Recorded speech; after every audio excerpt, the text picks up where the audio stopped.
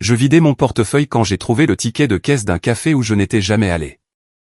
Il était froissé et délavé, coincé derrière des cartes d'assurance expirées et des cartes de visite de personnes que je ne me souvenais pas avoir rencontrées.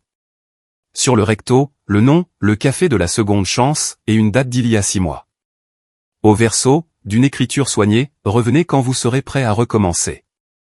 Je l'ai fixé pendant un long moment. Je n'étais jamais allé dans ce café. J'en étais sûr, mais quelque chose dans ces mots, prêt à recommencer, m'a serré la poitrine. J'y suis allé par curiosité, sans rien attendre. Quand je suis entré, la femme derrière le comptoir a levé les yeux, a souri et a dit, je me demandais quand vous viendriez. Avant de commencer, avez-vous déjà ressenti le besoin de tout recommencer, sans savoir comment? Laissez votre réponse dans les commentaires ci-dessous. Et si vous aimez les histoires de seconde chance, de conseils inattendus et de redécouverte de soi, abonnez-vous pour ne pas manquer notre prochaine histoire. Maintenant, laissez-moi vous ramener au jour où j'ai trouvé un ticket de caisse qui a changé ma vie. J'étais devenu exactement le genre de journaliste que je méprisais autrefois. Je travaillais pour une entreprise de médias numériques appelée Infoflux, une de ces usines à contenu qui produisait des articles à clics sans fin, conçus pour générer des revenus publicitaires. Mon travail consistait à écrire des titres sensationnalistes et des histoires superficielles que les gens partageraient sans même les lire. Vous ne croirez jamais ce que cette célébrité a fait. Et, cette astuce étrange que les médecins ne veulent pas que vous sachiez. C'était de la camelote. Je savais que c'était de la camelote. Mais ça payait 64 000 € par an. Et je m'étais convaincu que c'était suffisant. Ça n'avait pas toujours été comme ça. Quand j'ai été diplômé de l'école de journalisme il y a 15 ans, j'avais des rêves, de vrais rêves. Je voulais faire du journalisme d'investigation, celui qui révèle la corruption, raconte des histoires importantes, fait une différence. Je voulais écrire des articles qui comptaient, qui changeaient les choses, qui duraient plus que les 15 secondes qu'il faut à quelqu'un pour les faire défiler. Mais le journalisme d'investigation ne payait pas. Les emplois étaient rares et la concurrence féroce. Après une année en freelance à payer à peine mon loyer, j'avais accepté un poste sur un site d'information local, puis sur un site plus grand, et enfin chez Infoflux, où le salaire était meilleur, mais le travail était abrutissant. Je me disais que c'était temporaire, que j'allais économiser de l'argent et ensuite poursuivre le travail qui me tenait vraiment à cœur. Mais 15 ans avaient passé, et j'écrivais toujours des articles sur les potins de célébrités et les tendances virales. Et la partie de moi qui s'était un jour souciée du journalisme était presque complètement morte. La seule bonne chose dans ce travail était ma petite amie, Marie, qui travaillait comme nutritionniste dans le même immeuble de bureau. Nous nous étions rencontrés pour la première fois dans l'ascenseur et nous continuions à nous y retrouver tous les jours après le travail. « Comment s'est passée ta journée ?» me demanda-t-elle après être entrée dans l'ascenseur et m'avoir donné un petit baiser. « Bien. Comme d'habitude. Es-tu heureux là-bas ? Ça va. Mais ça n'allait pas. J'étais malheureux. J'étais cynique. Je me réveillais chaque matin en redoutant la journée à venir, je passais 8 heures à écrire des articles dont je me fichais, puis je rentrais chez moi trop fatigué et vidé pour faire quoi que ce soit de significatif de mes soirées. J'avais arrêté de lire des livres, arrêté de suivre les vraies nouvelles, arrêté de me soucier de quoi que ce soit au-delà de la routine abrutissante du travail, du sommeil et encore du travail. Un samedi de mars, j'étais seul dans mon appartement. Marie était en déplacement pour une conférence, et j'avais toute la journée pour moi. J'ai décidé de vider mon portefeuille. Il était devenu ridiculement épais avec de vieux tickets de caisse, des cartes expirées et des bouts de papier aléatoires que j'y avais fourrés et oubliés. Je me suis assis à ma table de cuisine avec tout étalé devant moi, triant les débris de ma vie quotidienne. La plupart étalés directement à la poubelle. Mais ensuite, j'ai trouvé un ticket de caisse qui m'a fait m'arrêter. Il venait d'un endroit appelé le Café de la Seconde Chance à Lyon. L'horodatage indiquait le 14 septembre, il y a 6 mois. Le montant était de 4,20 €, payé en espèces. Je n'étais jamais allé dans un café appelé le Café de la Seconde Chance. J'en étais certain. Je m'en serais souvenu. Mais ce qui a vraiment attiré mon attention, c'était l'écriture au dos. D'une écriture soignée et fluide, quelqu'un avait écrit « Revenez quand vous serez prêt à recommencer ». J'ai retourné le ticket dans mes mains, essayant de comprendre. Comment est-ce arrivé dans mon portefeuille ? Quelqu'un l'Y avait-il glissé ? L'avais-je ramassé quelque part par erreur ? Je suis prêt à recommencer. Les mots semblaient importants d'une manière que je ne pouvais pas articuler, comme s'ils avaient été écrits spécifiquement pour moi, comme s'ils savaient quelque chose sur moi que j'essayais de ne pas savoir moi-même. J'ai sorti mon téléphone et j'ai cherché « Le café de la seconde chance Lyon » sur Google. Il existait. Un petit café dans le quartier de la Croix-Rousse, à environ 20 minutes de mon appartement. Les photos montraient un espace confortable avec des meubles en bois, des plantes suspendues aux fenêtres et un menu sur un tableau noir. Il avait l'air charmant d'une manière que la plupart des cafés n'étaient pas. Pas branché ou parfait pour Instagram, juste chaleureux et authentique. J'aurais dû jeter le ticket. C'était évidemment une erreur, quelque chose qui avait fini dans mon portefeuille à la suite d'une confusion banale dont je ne me souvenais pas. Mais je ne l'ai pas jeté. Je continuais à regarder ces mots. Revenez quand vous serez prêt à recommencer. Et si j'y allais? Et si je conduisais jusque-là par curiosité pour voir ce qu'était cet endroit? C'est insensé, me suis-je dit à voix haute dans mon appartement vide. Tu vas traverser la ville à cause d'un ticket de caisse au hasard. Mais je prenais déjà mes clés.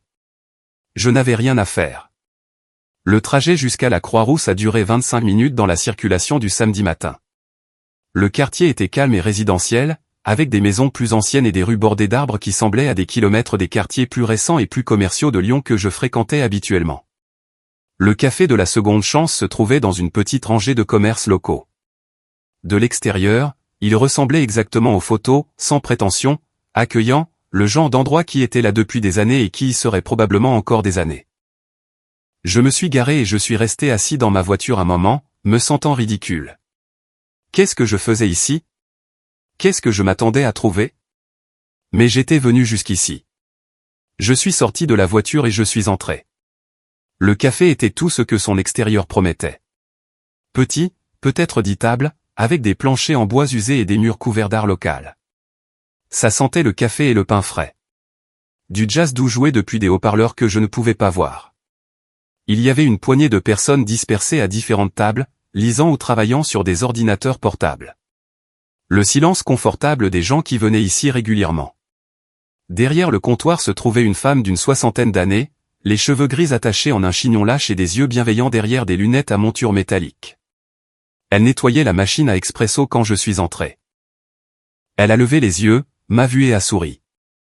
Pas le sourire automatique du service client. Un vrai sourire. Un sourire de reconnaissance. Je me demandais quand vous viendriez, dit-elle. Je me suis arrêté. Quoi? Vous êtes ici pour un café, je suppose. Qu'est-ce que je vous sers? Je ne suis jamais venu ici avant. Je sais, mais je vous attendais. Elle l'a dit d'un ton neutre, comme si c'était une chose tout à fait normale à dire à un étranger. Je suis Jeanne. Bienvenue au café de la seconde chance. Je me suis approché lentement du comptoir, en tendant le ticket. J'ai trouvé ça dans mon portefeuille. Je ne sais pas comment c'est arrivé là, mais il y avait un message au dos et j'étais juste curieux. Jeanne a pris le ticket, l'a regardé et me l'a rendu. C'est mon écriture. J'ai écrit ça il y a environ 6 mois. Mais je ne suis jamais venu ici. Comment auriez-vous pu me le donner? Je ne vous l'ai pas donné directement, mais je savais que vous le trouveriez quand vous seriez prêt. Que voulez-vous dire? Ce qui compte, c'est que vous êtes là maintenant.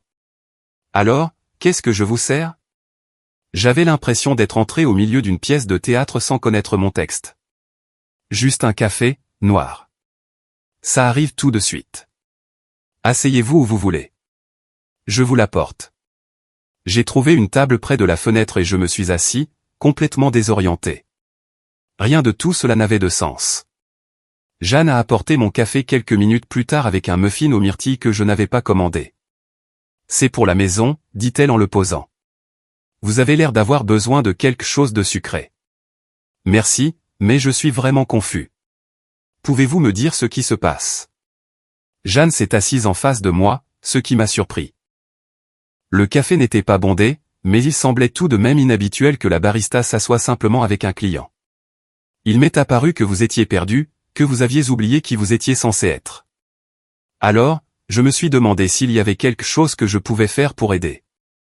Je savais que la seule personne qui pouvait vous aider, c'était vous, mais peut-être qu'un petit coup de pouce dans la bonne direction ne ferait pas de mal. Alors, j'ai écrit ce message et j'ai attendu.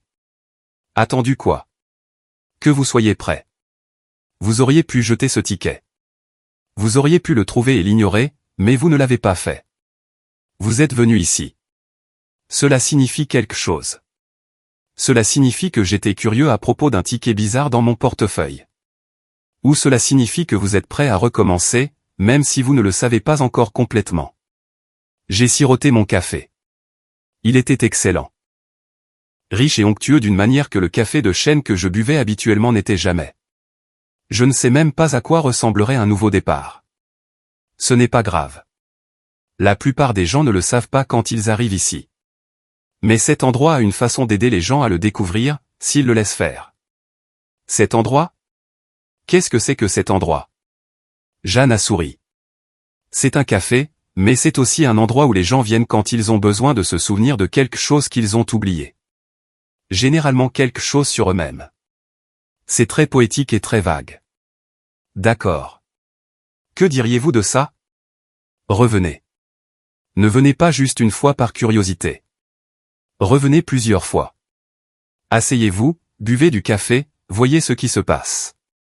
Pas de pression, pas d'attente. Juste voir. Et si rien ne se passe, alors vous aurez eu du bon café. J'aurais dû partir après avoir fini mon café. J'aurais dû considérer cela comme une expérience étrange et retourner à ma vie normale. Mais quelque chose dans la chaleur de Jeanne, dans le café lui-même, me donnait envie de rester. Alors je l'ai fait. Je suis resté assis là pendant 2 heures, à boire du café et à regarder les gens aller et venir. J'ai remarqué quelque chose. Tous ceux qui entraient semblaient connaître Jeanne. Et Jeanne semblait les connaître. Pas seulement leurs commandes, mais quelque chose de plus profond. Elle posait les bonnes questions, disait les bonnes choses, avait le bon type de silence quand le silence était nécessaire. Quand je suis finalement parti, Jeanne a crié « Revenez bientôt, Olivier ». Je me suis arrêté à la porte. « Comment connaissez-vous mon nom ?» Elle a juste souri. À la prochaine. Je suis revenu 3 jours plus tard. Je me suis dit que c'était parce que le café était bon et que je n'avais rien de mieux à faire un mercredi après-midi.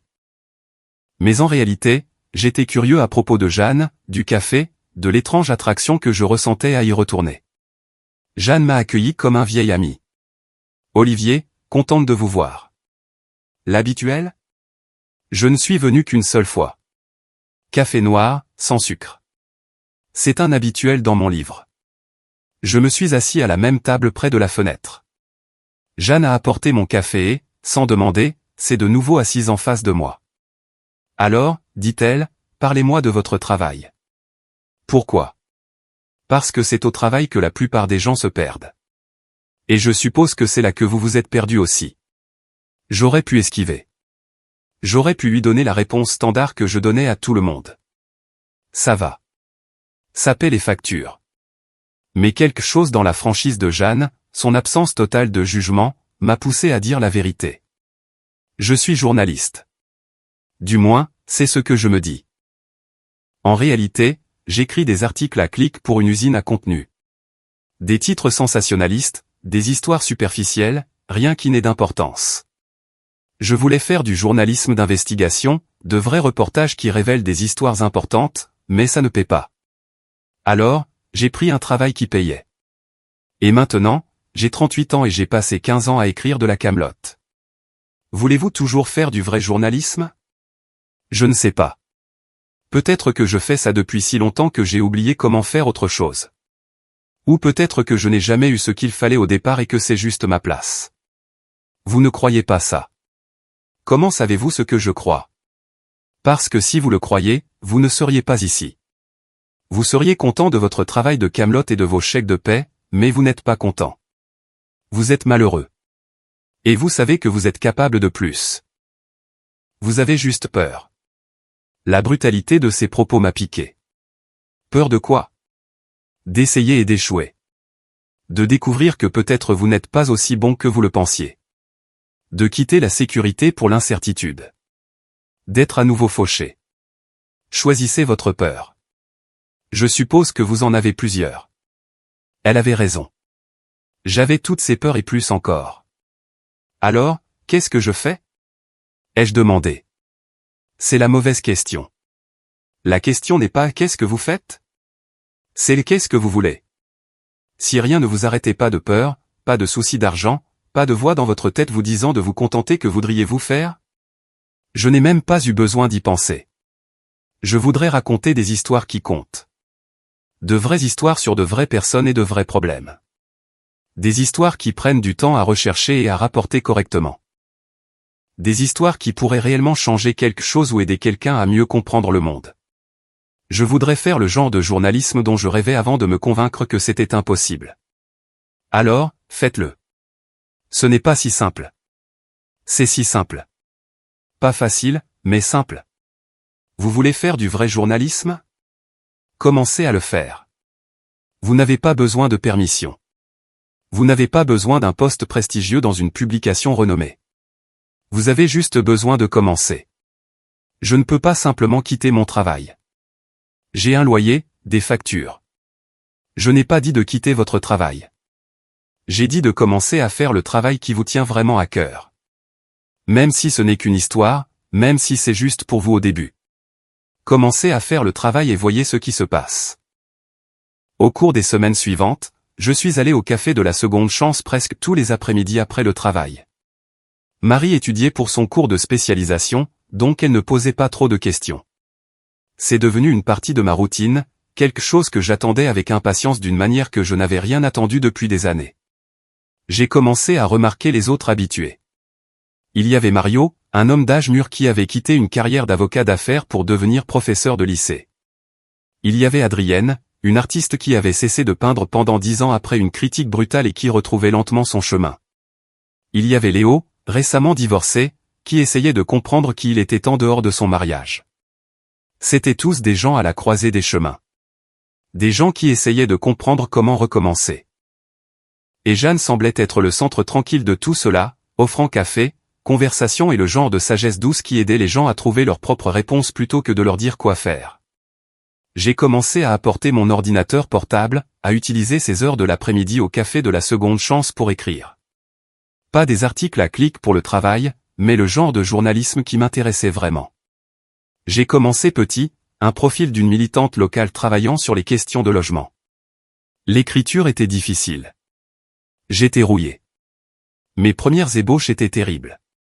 Mais pour la première fois depuis des années, j'étais enthousiasmé par ce sur quoi je travaillais. J'étais impatient de me mettre devant mon ordinateur. Je pensais à des histoires pendant mon trajet, pendant mes heures de travail ennuyeuses, pendant mes soirées. J'étais à nouveau vivant d'une manière que j'avais oublié que je pouvais être. Jeanne passait parfois près de ma table, lisait par-dessus mon épaule, offrait ses réflexions. Elle avait cette façon de poser exactement la bonne question qui m'aiderait à voir ce qui manquait ou n'était pas clair dans mon écriture. C'est bien, dit-elle un après-midi, en lisant une ébauche de l'histoire sur le logement. Vous retrouvez votre voix. J'avais oublié que j'avais une voix. J'avais passé tellement de temps à écrire dans n'importe quel style qui générait le plus de clics que j'avais oublié comment écrire comme moi-même. Elle est toujours là. Il fallait juste vous en souvenir. 6 semaines après ma première visite au café de la seconde chance, j'ai terminé mon premier véritable article de journalisme depuis des années. Il portait sur la militante, une femme nommée Rose, qui se battait pour le logement abordable à Lyon depuis 2 décennies. C'était un article de 4000 mots, profondément documenté, avec des interviews, des recherches et des nuances. C'était tout ce que mon travail chez Infoflux n'était pas. Je n'avais aucune idée de ce que j'allais en faire, mais je l'avais écrit, et cela semblait être quelque chose. Ce soir-là, je l'ai montré à Marie. Nous étions assis sur son canapé, et j'ai sorti mon ordinateur portable nerveusement. J'ai écrit quelque chose de différent de mon travail habituel. Je voulais que tu le lises. Elle l'a lu pendant que j'étais assis à côté d'elle, anxieux. Quand elle a fini, elle avait les larmes aux yeux. Olivier, c'est magnifique. C'est le genre d'écriture que j'ai toujours su que tu pouvais faire. Tu penses que c'est bon? Je pense que c'est plus que bon. Je pense que c'est la meilleure chose que tu aies écrite depuis des années. Qu'est-ce que tu vas en faire? Je ne sais pas. Je l'ai écrit pour moi surtout, pour prouver que je pouvais encore le faire. Tu devrais le proposer quelque part. Une vraie publication, pas un faux flux. Un endroit qui apprécierait ce que c'est. L'idée me terrifiait. Et s'il le rejetait? Et si je n'étais pas aussi bon que je le pensais? Mais les mots de Jeanne résonnaient dans ma tête. Commence à faire le travail qui te tient vraiment à cœur. Vois ce qui se passe. J'ai proposé l'histoire à un magazine en ligne axé sur les questions de justice sociale. Ils ont répondu en 2 jours. Ils voulaient la publier. Ils paieraient 470 €, ce qui n'était rien comparé à ce dont j'avais besoin pour vivre, mais ce n'était pas une question d'argent. C'était une question de validation, de savoir que je pouvais encore le faire, que je ne m'étais pas complètement perdu. L'article a été publié une semaine plus tard. Il a été largement partagé. Les gens ont commenté qu'ils avaient appris quelque chose, qu'ils avaient été émus au point de faire un don à l'organisation de Rose, qu'ils voulaient lire plus de travaux comme celui-ci. Je me suis assis au café de la Seconde Chance le jour de sa publication, lisant les commentaires sur mon téléphone, ressentant quelque chose que je n'avais pas ressenti depuis plus d'une décennie, la fierté de mon travail. Jeanne est venue avec un café. J'ai vu que votre histoire a eu un sacré impact. Vous l'avez lu? Bien sûr que je l'ai lu. Je suis fier de vous, Olivier. Vous avez fait la chose difficile. Vous avez recommencé. Je ne sais pas si une seule histoire compte comme un nouveau départ. J'ai toujours mon travail chez Infoflux. Je passe toujours la plupart de mon temps à écrire des articles à clic. Un nouveau départ ne se produit pas d'un seul coup. Il se produit par de petits choix faits encore et encore. Vous en avez fait un aujourd'hui.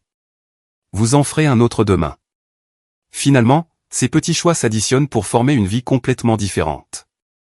Je suis resté avec cette pensée un moment. Puis j'ai posé la question que je voulais poser depuis des semaines. Jeanne, comment ce ticket a-t-il fini dans mon portefeuille?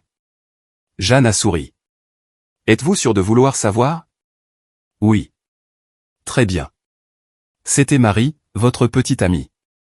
Elle est venue me voir il y a environ 7 mois. Elle avait trouvé ce café par hasard, et nous avons commencé à discuter. Elle m'a parlé de vous, de votre talent, de la façon dont vous vous étiez perdu, de la douleur que cela lui causait de vous voir disparaître dans un travail que vous détestiez. J'ai demandé s'il y avait quelque chose que je pouvais faire pour aider. Elle a dit que vous étiez tellement résigné au fait que la vie était simplement comme ça, que vous ne vous autorisiez pas à penser que quelque chose pourrait être différent. Alors, j'ai écrit ce message sur un ticket de caisse et je le lui ai donné. Elle a dit qu'elle trouverait un moyen de vous le faire parvenir sans que cela paraisse évident. Je suppose qu'elle l'a glissé dans votre portefeuille. J'avais les larmes aux yeux. Elle a fait ça il y a 6 mois? À peu près, oui. Elle a dit que vous le trouveriez quand vous seriez prêt, pas un jour avant. Pourquoi ne m'a-t-elle pas simplement dit de venir ici? Pourquoi ce secret? Parce que vous auriez résisté si cela venait d'elle. Vous vous seriez senti sous pression ou manipulé. Mais le trouver par vous-même, venir ici de votre propre chef, c'était la seule façon pour que ça marche. Marie a compris ça. Elle vous aimait assez pour vous laisser trouver votre propre chemin. Même si je sais que c'était difficile pour elle de vous voir lutter. Je me suis adossé à ma chaise, bouleversé. Marie avait porté cela pendant des mois, me regardant être malheureux, connaissant cet endroit qui pourrait m'aider, mais attendant que je sois prêt. Sans pousser, sans forcer, juste en ayant confiance que le moment venu, je trouverai mon chemin jusqu'ici. Je dois la remercier, ai-je dit. Je pense qu'elle apprécierait. J'ai conduit directement à l'appartement de Marie. Elle a ouvert la porte, surprise de me voir là. Olivier. Est-ce que tout va bien? Jeanne m'a tout dit. À propos du ticket. De votre visite au café. Du fait que vous avez planté ce message dans mon portefeuille et attendu que je le trouve. Son expression a changé. Un mélange d'espoir et de nervosité. Je ne savais pas si je devais te le dire. J'avais peur que tu sois en colère que je me sois mêlé de tes affaires. En colère? Marie, tu m'as sauvé. Je me noyais et tu m'as jeté une bouée de sauvetage sans me faire sentir que je me noyais. Sais-tu à quel point c'est incroyable? Elle a eu les larmes aux yeux. Je ne pouvais plus te voir être si malheureux. Mais je savais que si je te poussais, tu te braquerais. Alors j'ai pensé que peut-être si tu trouvais le chemin par toi-même. Ça a marché. Mon Dieu, ça a marché. J'écris à nouveau. De la vraie écriture. J'ai publié une vraie histoire dont je suis vraiment fier. Et tout a commencé parce que tu t'es assez soucié pour planifier tout ça. Je suis si contente. Je t'ai vu revivre ces dernières semaines. C'était magnifique à voir. Je ne sais pas ce que j'ai fait pour te mériter, mais merci. Merci de m'avoir vu quand je ne pouvais pas me voir moi-même. Merci d'avoir cru que je pouvais retrouver mon chemin, elle m'a serré fort dans ses bras. J'ai toujours su que tu pouvais. Il fallait juste que tu t'en souviennes. Cette nuit-là, j'ai pris une décision. J'ai ouvert mon ordinateur portable et j'ai commencé à esquisser une idée qui germait dans mon esprit depuis des semaines. Une série d'articles de fond sur des personnes qui avaient recommencé. Des gens qui avaient quitté leur carrière, mis fin à des relations, changé de voie et reconstruit leur vie. Pas des histoires mièvres et inspirantes. Des histoires vraies, honnêtes, profondément documentées sur le processus désordonné, difficile et magnifique de repartir à zéro. J'appellerais ça « seconde chance ».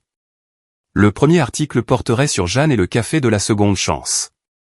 Sur la façon dont elle avait construit ce café après avoir perdu son mari il y a 10 ans. Comment elle avait créé un espace où les gens à la croisée des chemins pouvaient trouver leur voie. Comment elle avait discrètement aidé des dizaines de personnes, dont moi, à se souvenir de qui elles étaient censées être. Au cours des 2 mois suivants, j'ai travaillé sur la série à chaque moment libre.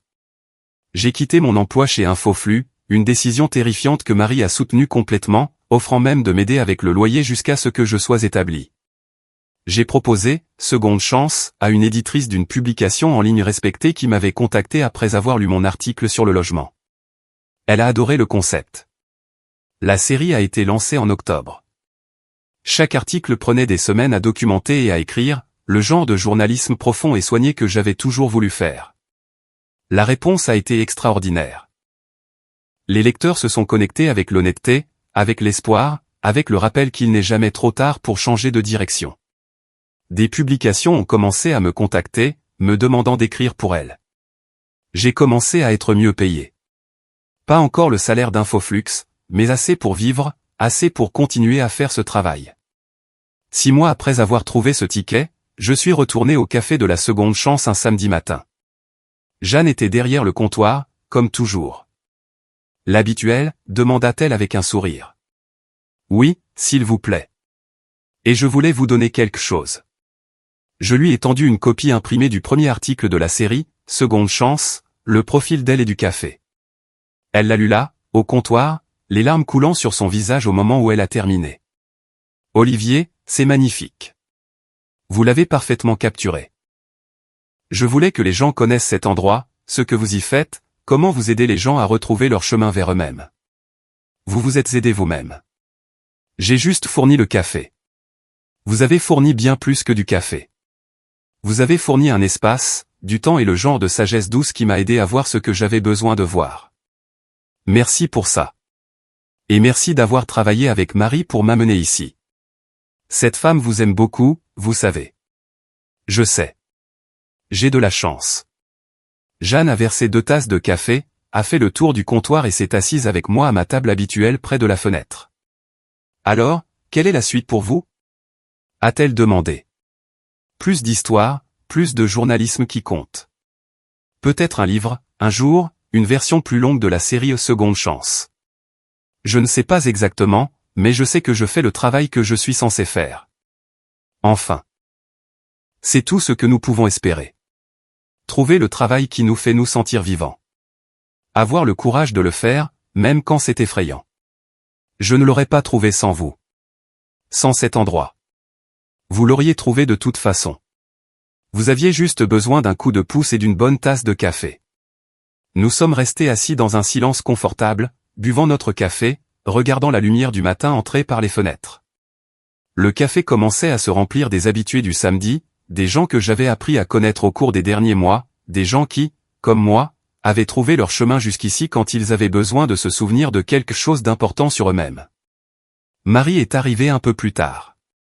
Elle avait commencé à venir au café de la seconde chance avec moi le week-end. Jeanne l'a accueillie chaleureusement, et Marie nous a rejoints à la table. Comment avance l'écriture, a-t-elle demandé. Bien, vraiment bien. Je travaille sur un article à propos d'un enseignant qui a quitté le droit des affaires pour travailler avec des enfants. Ça va être puissant. Elle m'a serré la main. Je suis fier de toi. Tu le sais, n'est-ce pas? Je sais. Et je te suis reconnaissant. pour Jeanne, pour cet endroit, pour ce ticket que tu as planté dans mon portefeuille il y a 1 an, sachant que je le trouverai quand je serai prêt. Étais-tu prêt quand tu l'as trouvé, a demandé Marie. J'y ai réfléchi. Non, je n'étais pas prêt du tout. Mais je suis venu quand même, et ça a fait toute la différence. Jeanne a levé sa tasse de café. À un nouveau départ. Même quand on n'est pas prêt. Nous avons trinqué et j'ai regardé autour du café les gens qui écrivaient, lisaient et discutaient, la lumière chaude dans l'espace confortable, Jeanne derrière le comptoir, et Marie à côté de moi. À cet endroit qui était devenu en quelque sorte un foyer. J'étais venu ici il y a 6 mois à cause d'un ticket mystérieux et d'un message cryptique. J'étais venu sans rien attendre et j'avais tout trouvé. Un rappel de qui j'étais censé être. Le courage de faire le travail qui comptait. La connaissance que recommencer ne consiste pas à avoir toutes les réponses. Il s'agit d'être assez courageux pour poser les questions. Le ticket qui m'a conduit ici est toujours dans mon portefeuille. Je le garde comme un rappel que parfois les gens qui nous aiment voient ce dont nous avons besoin avant nous. Que parfois nous devons nous perdre complètement avant de pouvoir retrouver notre chemin. Que parfois une tasse de café et la gentillesse d'un étranger peuvent tout changer. Qu'avez-vous pensé du plan secret de Marie et Jeanne? Partagez vos réflexions dans les commentaires ci-dessous. Si cette histoire de seconde chance, de conseils inattendus et de redécouverte de soi a touché votre cœur, veuillez cliquer sur le bouton j'aime et vous abonner pour plus d'histoires significatives chaque jour. N'oubliez pas de cliquer sur la cloche de notification pour ne jamais manquer notre prochain conte qui fait réfléchir. Merci d'avoir regardé et à la prochaine.